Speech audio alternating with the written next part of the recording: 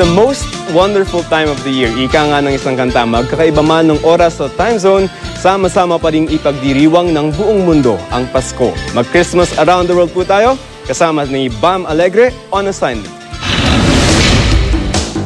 Merry Christmas! Maligayang Pasko! Feliz Navidad! Joyeux Noel! Ano mang wika ang gamitin, iisa lang ang ibig sabihin. Panahon na naman ng makukulay na palamuti, saganang salo-salo at matatamis ng ngiti saan ka man bumaling. Sa Pilipinas, sinasabing pinakamahaba ang selebrasyon ng Pasko. Pero si Edna sinusuyo ng mundo, masaksihan lang ang iba't ibang paraan ng pagdiriwang. Nariyan ang Pasko sa sikat na Tivoli Garden sa Copenhagen, Denmark, Christmas market sa Germany at sa Austria. Sa bawat bansang binibisita niya, remembrance niya ang mga Santa Claus item na ito. Sa hilig niya nga rito ay heto na ang kanyang koleksyon. Isang bahay na punong-puno ng Santa Claus na pwedeng bisitahin at pasyalan.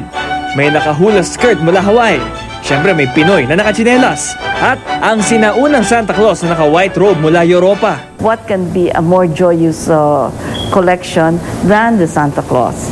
In a little way, you share a little culture of the nation to the children. Madalas ding mga ibang bansa ang pamilya ni Nicole tuwing sasapit ang Pasko. Bahagi na ng kanilang pagdiriwang ang maningning na city lights ng Hong Kong o di kaya Singapore. Kapansin-pansin daw ang pagkakaiba ng selebrasyon sa ibang bansa kumpara sa Pilipinas. Festive in that way because they let out more money. I think it's more commercialized and materialistic there.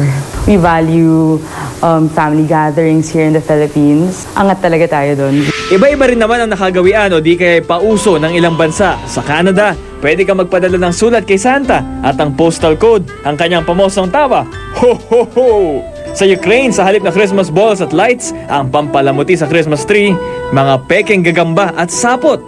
Sunod sa alamat na kapag nasilayan ng araw ang puno, ang mga sapot magiging ginto. Sa Iceland naman kung saan kilalang workaholic ang mga tao, bida ang mga nakakatakot na pusang kumakain umano ng mga batang naging tamad buong taon. Habang ang Paskong Pinoy, matuturing na pinaka-espiritual sa lahat. Tayo lang ang bansa sa buong mundo na may tinatawag na Misa de Gallo o Simbang Gabi. Ating pagdiriwang talaga ay very spiritual, may kasamang pananampalataya. Kaya naman ito ang kinasasabikan ng ating mga kababayang nasa ibang bansa. Sa mga may kamag-anak ang OFW, marahil ito na ang panahong sila'y pinaka-nangungulila sa kanilang mga minamahal.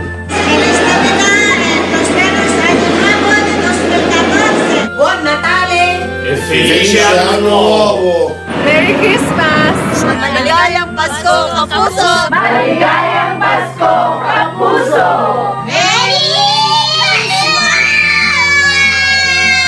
Nasaan mang panig ng mundo, iisang diwa ang naghahari sa ating mga puso tuwing Pasko.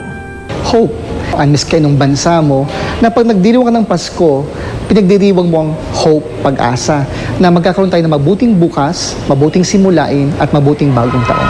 Kaya kung nasaan ka man ngayon kapuso o kung nasaan man ang gusto ninyong makasama ngayong Pasko, ano man ang inyong pinagdadaanan ang araw na ito para sa inyo, ngumiti, magdiwa. Maligayang Pasko po, Bam Alegre, GMA News.